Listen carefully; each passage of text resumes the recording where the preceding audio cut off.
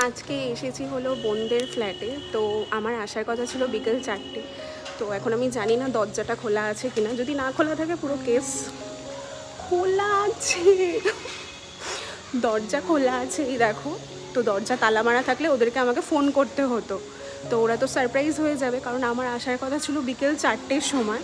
তো যেহেতু আমার আছে গার্জিয়ান মিটিং রয়েছে, তো আমার ক্লাস নেই, তো ফাইনালি আমি এখন যাবো। চলো চলো চলো। উফ, আমি ঠাকুরকে ডাকছিলাম, ঠাকুর যেন ফ্ল্যাটের দরজাটা খোলা থাকে, দরজাটা খোলা বা লিফটে উঠবো। ফাইনালি আমি ফ্ল্যাটের লিফটে উঠে গেছি। এবার ওরা তো প্রচণ্ড সারপ্রাইজ হয়ে যাবে। এবার রিয়াকশানটা তোমাদের সাথে আমি শেয়ার করবো, কারণ সকালবেলা মনে হয় ফ্ল্যাটের দরজা মনে হয় খোলাই থাকে। তো খুলে গেছে, চলে এসেছি।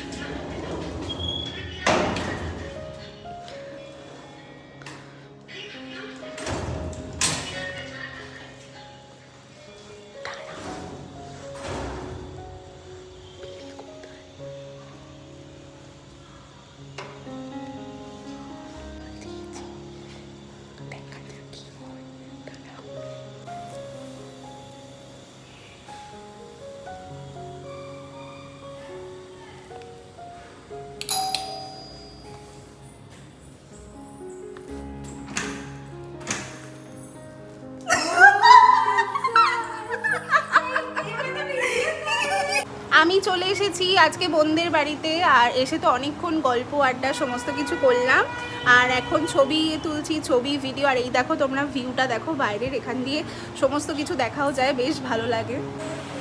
এই দেখো আজকে গপু সোনার তো মুখটা একদম আনন্দে আত্মহারা হয়ে গেছে, কি মিষ্টি লাগছে। দেখো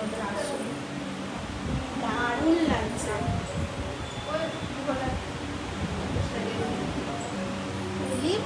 সোনা, তুমি কোথায় এসেছো? আজকে আমি চলে এসেছি আমার বোনদের বাড়িতে, যাদের দুজনকে আমি জন্মাতে দেখেছি। মানে জন্মের পর থেকেই ওদের সাথে আমার এত টাচ, আর আমি ওদেরকে এত ভালোবাসি, আমি জানি না কেন।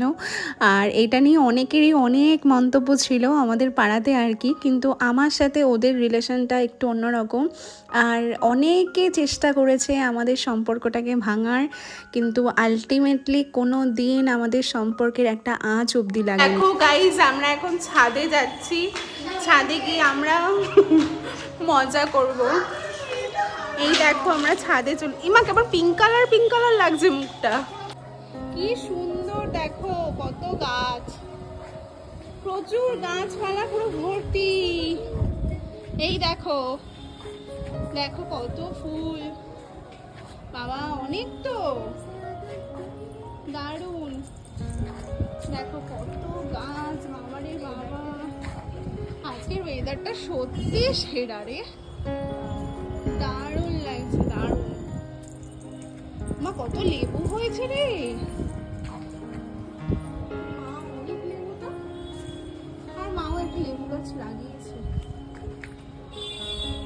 বৃষ্টি ভেজা পাতাগুলো কি দারুণ লাগছে।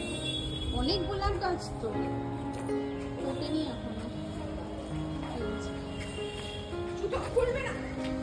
কি দারুণ ওয়েদারটা দেখো, জাস্ট হেভি সুন্দর, দারুণ লাগছে। আমাকে কত ভাত, এখানে ভাজা, আবার ডাল, কত কিছু দিয়েছে। দেখো পুচকুসোনাকে দেখো। তোমার নাম কি একটু বলে দাও তো, তোমার নাম কি বলে দাও, বলে দাও, এখানে ভিডিও হচ্ছে কিন্তু, বলো। পচা মেয়ে।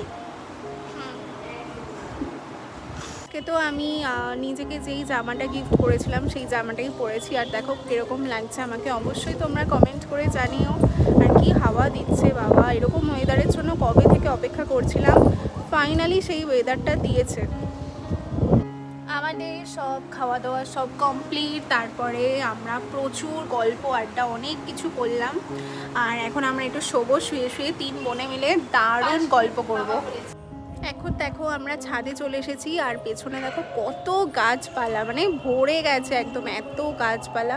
আর ওয়েদারটা আজকে না সেরা রয়েছে, এত ভালো লাগছে আজকের ওয়েদারটা, জাস্ট দারুণ।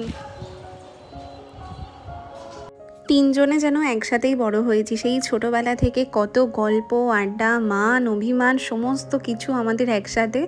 আর আগে তো একদমই আমার পাশে থাকতো, আর এখন একটু দূরে আর কি চলে গেছে, কিন্তু এত ভালো আমাদের সম্পর্ক এখনও তিনজনের। মনে হয় অনেক দিন পরে দেখা হলেও যেন মনে হয় যে মানে কি বলবো, এতটাই টান আমাদের তিনজনের মধ্যে। মানে ওরা তো আমার সাথে কথা না বলে থাকতে পারে না, আর আমিও ওদের সাথে কথা না বলে থাকতে পারি না।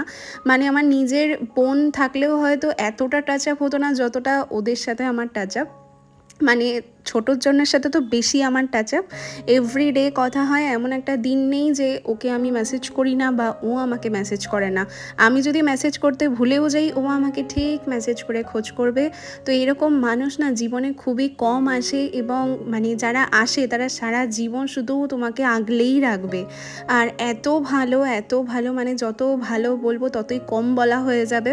আর আমি আমার এইচএসের পরীক্ষার সময়ও ওদের বাড়িতে গিয়ে পড়াশোনা করেছি এরকম, তার মানে বুঝতেই পারছো যে আমাদের মধ্যে কতটা টাচ আপ। আমার কালকে ধরো আমার বেঙ্গলি পরীক্ষা রয়েছে, আমি আগের দিন গিয়ে ওদের বাড়িতে গল্প, আড্ডা, পড়াশোনা, মানে কি মজা যে করেছি আমরা, বৃষ্টিতে ভেজা থেকে শুরু করে সমস্ত কিছু আমাদের একসাথে। তো এই স্মৃতিগুলো সারা জীবন আমার কাছে রয়ে যাবে। তো আজকের ভিডিওটা এইটুখানি।